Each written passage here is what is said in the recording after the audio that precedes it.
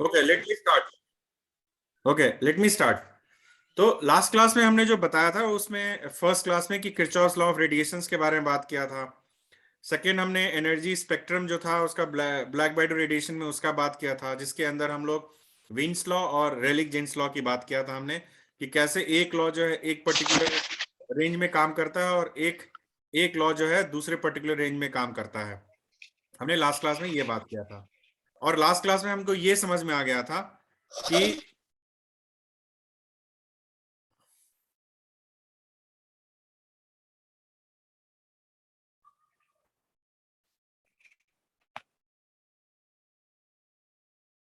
I request all of you please do not unmute. आप लोग सभी लोग म्यूट रहें। Thank you. तो लास्ट क्लास में हमने ये बताया लास्ट में कि प्लैंक्स एक ऐसा थ्योरी था, क्योंकि कंक्लूजन ये निकल कर आया कि कोई भी, चाहे वो रेलिक जेन्स लॉ हो चाहे वो विन्स लॉ हो, कोई भी पूरे स्पेक्ट्रम को समझाने में सफल नहीं था। तो उसके लिए एक थ्योरी निकल कर आई थी जिसको हम लोग बोलते हैं प्लैंक्स थ्योरी। प्लैंक्स थ्योरी ने क्या किया, उसने एक क्वांटम थ्योरी अपनाया और रेडिएशंस में क्वांटम थ्योरी अप्लाई करके उसने एक थ्योरी थ्योरी लेकर आया। और वो थ्योरी ऐसा था कि वो दोनों ही स्पेक्ट्रम में वो काम कर रहा था, चाहे वो लोअर वेवलेंथ में हो या चाहे वो हायर वेवलेंथ में हो। लोअर वेवलेंथ में भी काम कर रहा था, हायर वेवलेंथ में भी काम कर रहा था। ठीक है। तो ऐसा एक थ्योरी जो है जिसमें दोनों चीजें सेटिस्फाई करे, ये प्लैंक्स लेकर आया और उन्होंने क्वांटम थ्योरी यूज किया था। क्वांटम थ्योरी कैसे यूज किया था? उन्होंने 1901 में एक थ्योरेटिकल एक्सप्रेशन निकाला, एनर्जी डिस्ट्रीब्यूशन के लिए एक थ्योरेटिकल एक्सप्रेशन निकाला। और क्या चीज यूज करके? Quantum theory of radiation use करके उन्होंने निकाला। उस क्वांटम थ्योरी में क्या उन्होंने यूज किया, इसके बारे में हम जान लेते हैं। क्वांटम थ्योरी में उन्होंने ये यूज किया कि जो एनर्जी होती है और जो एनर्जी एमिट करती है वो in the form of packets of quanta निकलती है, जिसको हम लोग फोटॉन्स बोलते हैं। और each photon has an energy H new. यहां देखो, मेरा कर्सर देखो, एच न्यू। इस तरह का एनर्जी कहां हमने पढ़ा था? आपको अगर याद हो, फोटो इलेक्ट्रिक इफेक्ट में पढ़ा होगा आपने। उसमें क्या था कि अगर एक फोटोन हिट करता है कैसे एक इलेक्ट्रॉन निकलता है। तो जब फोटोन हिट करता है तो quanta of packets of energy, जिसका एक फोटोन की एनर्जी एच न्यू के बराबर होती है, वो हिट करता है। तो वहां पर भी आपने इसके बारे में सुना था। ठीक वही एग्जैक्टली वही कॉन्सेप्ट है ना, वही कॉन्सेप्ट जो है क्वांटा ऑफ एनर्जी वाला या पैकेट्स ऑफ क्वांटा वाला कॉन्सेप्ट यूज करके उन्होंने ये बताया कि जो एनर्जी एमिट होती है वो पैकेट्स ऑफ क्वांटा, जिसको हम लोग फोटॉन्स की तरह बोलते हैं, उस तरह से एनर्जी निकलती है। और अगर एक फोटोन निकलती है तो उसकी एनर्जी कितनी होगी? एच न्यू होगी। आगे देखो, उन्होंने ये भी कहा कि जो एनर्जी निकलती है वो कॉन्टिन्यूअस नहीं होती। कॉन्टिन्यूस मतलब कि ऐसा नहीं कि जो एनर्जी निकल रही है वो कोई भी वैल्यू हो सकती है, उस रेडिएशन की जो एनर्जी होगी वो कोई भी वैल्यू ले सकता है, ऐसा नहीं है। उन्होंने कहा कि वो मल्टीपल्स ऑफ फंडामेंटल फ्रीक्वेंसी लेंगे। मतलब जैसे अगर एच न्यू है एक फोटोन का, तो या तो दो फोटोन होगा तो two h nu, three photon होगा तो three h nu, four h nu. यानी कि ये कोई नहीं कह सकता डेढ़ फोटोन या 1.5 एच या three by two h new, या कोई भी फ्रैक्शन या कोई भी ऐसा आर्बिट्री कोई वैल्यू नहीं ले सकता वो, जो कि उसने इस थ्योरी में इस्तेमाल किया। उसने ये नहीं कहा कि आप एनर्जी जो एमिट कर रहा है, रेडिएशन का जो एनर्जी होगी जो एमिट हो रही है, उसकी कोई भी वैल्यू हो सकती है, ये इसने नहीं कहा। इसने कहा कि जी नहीं, उसका एक डिस्क्रीट एनर्जी लेवल्स होंगे, या तो एनर्जी एच न्यू होगा, एच टू एच न्यू होगा, थ्री एच न्यू होगा, एटसेट्रा। इसी तरह से कुछ भी हो सकता है, लेकिन ये नहीं हो सकता कि वो कुछ फ्रैक्शन हो या कॉन्टिन्यूअस हो। उसने फिर, मैं यहाँ फॉर्मूला डिडक्शन हम लोग बात नहीं कर रहे हैं, क्योंकि इसका डिडक्शन आप लोग हायर क्लासेस में पढ़ेंगे और आपको पढ़ना है ये चीज। ये जो रिलेशन मैं लिख रहा हूँ, ये रिलेशन आपको पढ़ना है, इसका डेरिवेशन भी करना है। लेकिन चूंकि अभी आपको हम लोग theta and thermodynamics first year पढ़ा रहे हैं, तभी इसको हम लोग नहीं समझना है इसको। बस हम लोग को ये जानना है कि उसने एक्सप्रेशन एग्जैक्टली क्या निकाला था। तो उसने जो फॉर्मूला डिड्यूस किया या निकाला, उसने वो निकाला कि e lambda is equal to 8 pi h c lambda raise to power 5 e raise to power h nu by k T -1। H nu आपको पता है एनर्जी फोटोन हो गया, के बोल्ट्जमैन कांस्टेंट हो गया, टी टेम्परेचर हो गया, एच प्लैंक्स कांस्टेंट हो गया, सी वेलोसिटी ऑफ लाइट हो गया, और लेमडा जो है वेवलेंथ ऑफ द रेडिएशन हो गया। अब देखो कैसे ये हम लोग अब ये देखेंगे कि ये पूरा जो फॉर्मूला है ये कैसे एक्सप्लेन करता है पूरे के पूरे स्पेक्ट्रम को, हमें अब ये देखना है। ठीक है। तो कहने का मतलब ये हुआ कि जो हम कैसे देखेंगे, तो इसका देखने का तरीका ये है कि दो दो दो पार्ट है। जैसे अगर हम लोग इसको देखें तो जो मैं समझाने की कोशिश कर रहा हूं वो ये, ठीक है, कि सपोज ये मान लो मेरा ये स्पेक्ट्रम था, ये मेरा ऐसे था, ठीक, और ये मेरा लेमडा था यहाँ पे, ठीक है, लेमडा था, और हमारा जो ग्राफ था वो कुछ इस तरह से था। अब देखो, अब मान लो ये मेरा लेमडा नॉट है, ठीक। अब देखो, इसका मतलब ये वाला जो रीजन है, ये जो रीजन है ये लोअर वेवलेंथ हो गया, और ये वाला जो रीजन है वो हायर वेवलेंथ हो गया, इस तरफ वाला। तो इसका मतलब इस वाले रीजन में एक तरह का थ्योरी काम कर रहा था, और इस वाले रीजन में एक तरह का थ्योरी काम कर रहा था। तो अब आपको इस रिलेशन से हमें ये दिखाना है आपको, ठीक है, अब आपको ये दिखाना है कि कैसे जो है आपका ये थ्योरी दोनों को सेटिस्फाई करता है। मैं आपको अब ये समझाने जा रहा हूं, ठीक है। अब वो समझाने का तरीका ये है कि हमें इसको ये देखना होगा कि पहले जब वेवलेंथ छोटा होता है तब कैसे काम करता है, ठीक है। जब छोटा वेवलेंथ होता है कैसे काम करेगा, ये देखो, यहां गए आप, शॉर्टर वेवलेंथ में क्या होगा कि शॉर्टर वेवलेंथ का मतलब क्या हुआ, लॉन्गर फ्रीक्वेंसी, क्योंकि फ्रीक्वेंसी और वेवलेंथ इनवर्सली प्रोपोर्शनल है। तो लॉन्गर फ्रीक्वेंसी, अब देखो, e raise to power h nu by k T है, इसकी वैल्यू क्यों होगी, 1 से क्यों बड़ा होगा, क्योंकि न्यू देखो लॉन्गर फ्रीक्वेंसी हो गया, यानी कि न्यू की वैल्यू अगर शॉर्टर वेवलेंथ है तो न्यू की वैल्यू बढ़ गई। जब न्यू की वैल्यू बढ़ जाएगी तो ये पूरा का पूरा एक्सप्रेशन का वैल्यू बढ़ जाएगा, और जब पूरा का पूरा एक्सप्रेशन बढ़ जाएगा तो ऑब्वियस सी बात है एक्सपोनेंशियल के ऊपर पावर है, तो ऑब्वियस सी बात है उसकी वैल्यू 1 से बहुत बड़ी होगी। और वो कैसे होता है मैं बताता हूं आपको, देखो कैसे होता है। अगर आप लोग छोटा मैथमेटिक्स पढ़े होगे तो ई रेज टू पावर जो x, e raise to power जो एक्स है उसका एक्सपेंशन होता है 1, ठीक है, प्लस, है ना, एक्स प्लस इस तरह से जाता है एक्स स्क्वायर बाई 2 फैक्टोरियल, ठीक है, उसके बाद एक्स क्यू बाई 3 फैक्टोरियल, इस तरह से। कहने का मतलब ये हुआ, कहने का मतलब ये है कि अगर आप ध्यान से देखो तो ये जो वैल्यू है, अगर एक्स को एक्सपेंड, यहाँ पर एक्स क्या है, H nu by k T, तो तुम एक्सपेंड करोगे और एक्स की वैल्यू बहुत बड़ा है, जैसे H nu by k T को न्यू बड़ा हो गया, तो ऑब्वियस बात तुम देख रहे हो 1 प्लस समथिंग है, यानी कि इसमें हायर चीजें बढ़ती चली जाएंगी, तो ये वैल्यू जो आएगी वो वैल्यू प्रॉपर एकदम बड़ी होगी। कहने का मतलब ये कि बहुत ही बड़ा वैल्यू होगा 1 से, तो e raise to power h nu by k T will be much much greater than 1।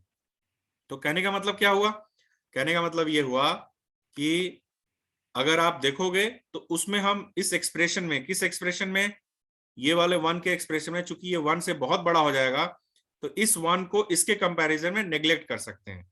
अगर नेग्लेक्ट करेंगे तो इक्वेशन क्या बनेगा, देखो ये खत्म हो गया, ये ऊपर जाएगा क्या हो जाएगा, लेमडा रेज टू पावर -5, और ये ऊपर जाएगा क्या हो जाएगा, e raise to power minus h nu by k T. यही हमने नीचे लिखा हुआ है, देखो lambda raise to power -5, e raise to power minus h nu by k T. अब देखो, इसको हमने एक कांस्टेंट का नाम दे दिया इसको, और एच न्यू भी चूंकि कांस्टेंट हो गया तो हमने भी इसको एक कांस्टेंट का नाम दे दिया। तो बेसिकली क्या एक्सप्रेशन आया कि 1 C1 constant times lambda raise to power 5 e raise to power sum again constant n 1 by lambda t. अगर आप देखोगे जो पिछला क्लास मैंने कराया था तो ये एक्सप्रेशन जो विंस लॉ का था, ये जो था ये विंस लॉ का एक्सप्रेशन मैंने लिखवाया हुआ आपका, यानी कि शॉर्टर वेवलेंथ में मैंने क्या बताया था कि विंस लॉ सेटिस्फाई हो रहा है, और प्लैंक्स लॉ में ही देख रहे हो कि जैसे ये कंडीशन लगेगा कि वेवलेंथ स्मॉल है, तो प्लैंक्स लॉ में ऑलरेडी विंस लॉ छिपा हुआ है, हिडन है, ठीक है। तो आप देखो तो जैसे ही प्लैंक्स लॉ विंस लॉ बन जाता है, अगर ये जैसे ही तुम कंडीशन डाल दोगे तो। हाँ बोलो सर, के की जगह लेमडा कैसे कर रहे हैं? क्या चीज, सर, के की जगह लेमडा कैसे पुट कर रहे हैं वैल्यू? ई की जगह लेमडा, सर, के की जगह लेमडा, के H nu by k T है ना सर, हाँ हाँ उसको हाँ C2 बाई लेमडा। तो लेमडा कैसे हो गया? हाँ हाँ हाँ हाँ, वो इसलिए कर रहे हैं, वो इसलिए कर रहे हैं, मैं बताता हूँ क्यों। क्योंकि न्यू की वैल्यू जो होती है वो क्या होती है बताओ, न्यू की वैल्यू होगी सी बाई लेमडा। सर ये फ्रीक्वेंसी के लिए है। हाँ, फ्रीक्वेंसी का रिलेशन क्या होता है? फ्रीक्वेंसी का रिलेशन होता है, एक मिनट रुको, फ्रीक्वेंसी का रिलेशन क्या होता है? हाँ सर 1/लेमडा हो जाएगा। हाँ हाँ, nu sir by one c by lambda. Lambda. सुनो सुनो, न्यू बाई सी लेमडा हो गया, ठीक है। Nu is equal to c by lambda हो जाएगा, तो लेमडा यहां आ गया, और एच टाइम्स सी। सी क्या है? Velocity of light. एच और सी क्या है? कांस्टेंट है, तो उसको हमने सी टू कह दिया। ओके। क्लियर हुआ?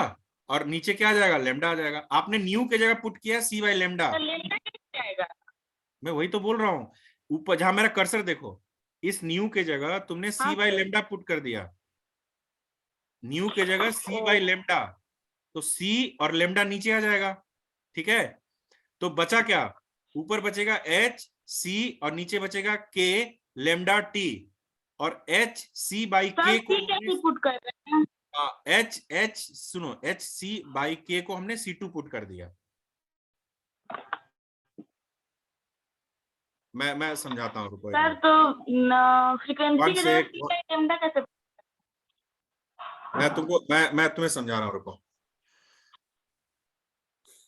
तुम एक काम करोगे ना, मैं तुम्हें समझा रहा हूँ, इस क्वेश्चन को होल्ड करो जरा एक बार, ठीक है। मैं भी आपको समझाता हूँ, ठीक है। इस क्वेश्चन पे होल्ड करो आप, ठीक है। ओके। अभी आगे चलते हैं, मैं आपको समझा, मैं क्वेश्चन समझ गया आपको, मैं भी एक्सप्लेन करता हूँ, ठीक है। अब आ जाओ, दूसरा केस ये है कि फॉर लॉन्गर वेवलेंथ। तो फॉर लॉन्गर वेवलेंथ क्या करना है कि इसका मतलब वेवलेंथ मतलब लेमडा बड़ा होगा। लेमडा बड़ा होगा इसका मतलब फ्रीक्वेंसी छोटी होगी। तो फ्रीक्वेंसी अगर छोटी होगी तो ऑब्वियसली बात है H nu by k T है। तो अगर न्यू छोटा होगा तो इसका मतलब पूरी की पूरी वैल्यू छोटी होगी, ठीक है। जब ये छोटी छोटी होगी, देखो मैंने एक्सपेंशन लिखा हुआ है, तो जब इसको हम एक्सपेंड करेंगे, ठीक है, और H nu by k T बहुत छोटा होगा, तो ऑब्वियसली बात है उसके हायर ऑर्डर्स और भी छोटे होते चले जाएंगे। जब और छोटे होते चले जाएंगे तो हम क्या करेंगे? सिर्फ फर्स्ट टू टर्म्स को रखेंगे कीप, और जो हायर ऑर्डर्स हैं एक्स के मतलब यहां हो गया H nu by k T, क्योंकि छोटा है वो इग्नोर कर देंगे, क्योंकि वो नेग्लिजिबल होंगे, क्योंकि वो बहुत छोटा है। तो हमने क्या टर्म पुट किया? टर्म पुट किया सिर्फ वन प्लस एक्स। हमने सिर्फ पहला दो टर्म लिया जो सिग्निफिकेंट है ना, वैल्यू सिग्निफिकेंट है, वो वैल्यू हमने यहां पुट कर दिया, eight by h c by lambda 5।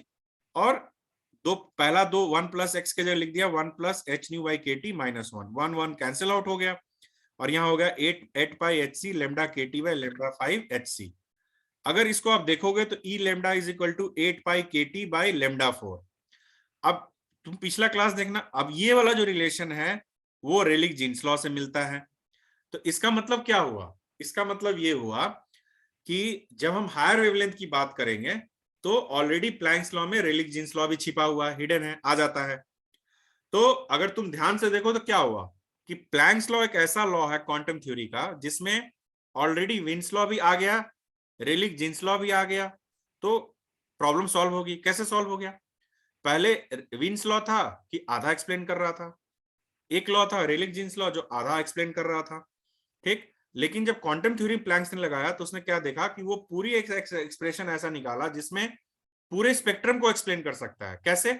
उसमें रेलिक्स भी आ गया, रेलिक जीन्स लॉ भी, और विन्स लॉ भी आ गया। जब दोनों लॉ आ गए तो इसका मतलब वो प्लैंक्स लॉ ऑटोमेटिकली जो है वो एक्सप्लेन हो गया, ठीक है।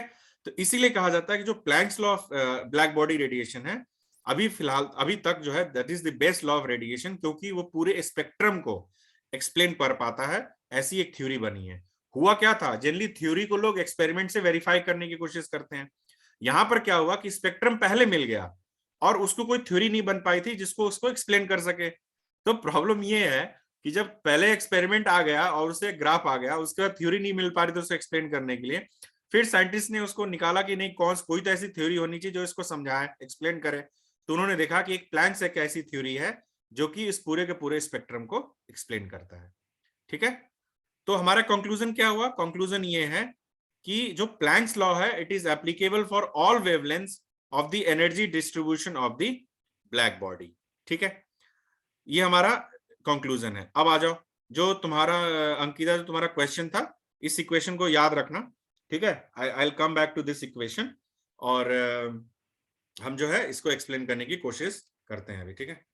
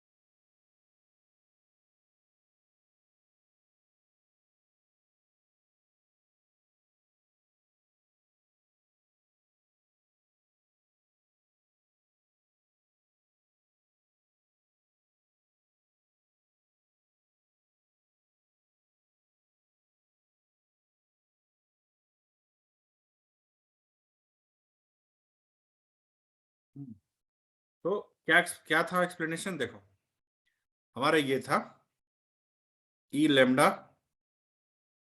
Is equal to 8 pi h c lambda -5 -5, ठीक है, e raise to power minus h nu pi k T. यही था कुछ इस तरह से अंकिता। हमने क्या किया, इस न्यू हाँ के सर जगह, यही था। हाँ न्यू के जगह हमने पुट किया सी बाई लेमडा, ठीक है। अब सर ध्यान सी दो, बाई लेमडा सी यहाँ पे क्या? सी वेलोसिटी ऑफ लाइट पढ़ी हो तो हर जगह क्लास में पढ़ती हो, frequency is equal to velocity of wavelength, ठीक है। अब देखो मैं इस न्यू की जगह मैं पुट कर रहा हूं, अब देखो मैं मिटा रहा हूं यहाँ पे, ठीक है। तो एक्सप्रेशन क्या बनेगा, एक्सप्रेशन बनेगा सी और यहां आ जाएगा लेमडा, आ जाएगा, हाँ सर ठीक है, minus h c by lambda. हाँ सर हो आ गया। जाएगा। अब देखो, अब ये कांस्टेंट है, ये कांस्टेंट है, के भी कांस्टेंट है, तो ये तीनों को मिला के, इसको ये पूरे को तीनों को मिला के हमने नाम दे दिया C2। ध्यान से पढ़ो,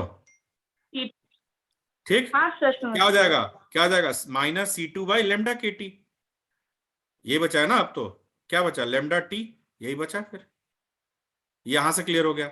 और ये वाला जो एक्सप्रेशन था पूरा यहाँ पे, ये वाला, इसको हमने नाम दिया C1।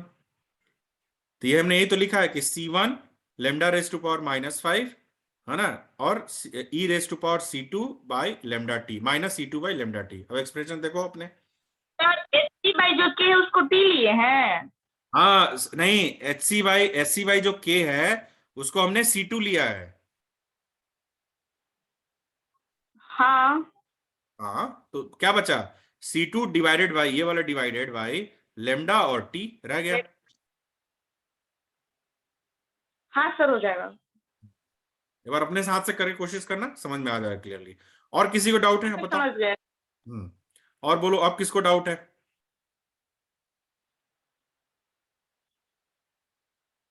एनीवन, और कोई डाउट किसी को?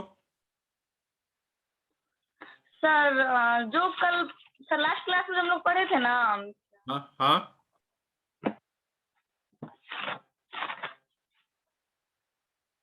हाँ बोलो। सर आप लिखे हैं at temperature T the energy is not uniformly distributed. Sir uniformly distributed है ना? इज नॉट यूनिफॉर्मली डिस्ट्रीब्यूटेड, हाँ सर ये लिखे हैं आप। हाँ तो देखो, यूनिफॉर्मली डिस्ट्रीब्यूटेड का मतलब ये होता है, देखो सपोज ये तुम्हारा,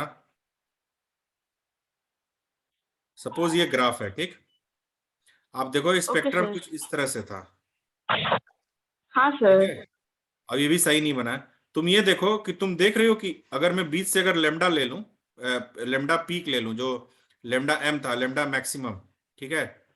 तुम ये बताओ ओके। कि क्या इस लेमडा मैक्सिमम के लेफ्ट हैंड साइड और राइट हैंड साइड क्या ये सिमेट्रिक है?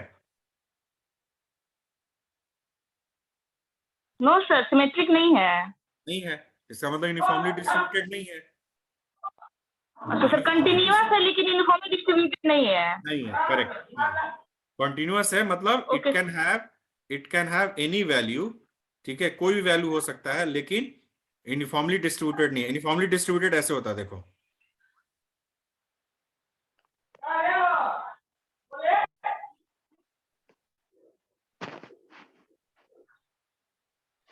एकदम बराबर।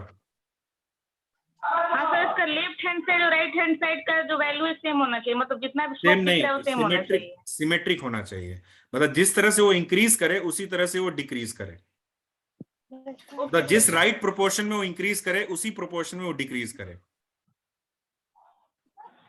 Okay sir. Please mute your self, किसी की आवाज आ रही है पीछे। गुड और कोई मॉर्निंग क्वेश्चन? सर।